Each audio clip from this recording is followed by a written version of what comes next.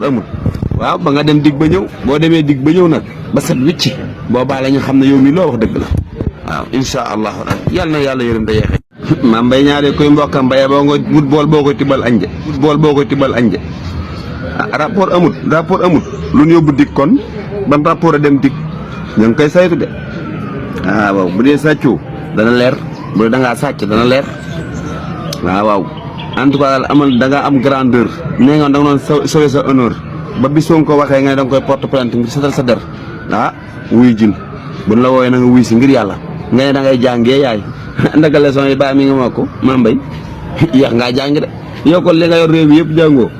li nga fi nekk ministre de la jeunesse nekk lu ne ndeke yow jàngoo am da ngay doole xam-xam bi da ngay rapport bay boo nga jàng nag kaso yi mooy yi wax ci kaso yi ay Sambour 1 Sambour 2 Sambour 5 Sambour 10 ay jaga ay dambaloo yooyu yëpp bay boo nga jàngale ko fa de bay boo nga jàngale fa yooyu de waaw yooyu yëpp da nga ko war a xam insha allahu rabbi ak nit ñi tëddee yooyu yëpp da nga ko war a xam rappel yeeg yëpp da nga ko war a xam waaw 39 milliards sëñ bi du caaxaan Prodac da nga ne woon rapport amul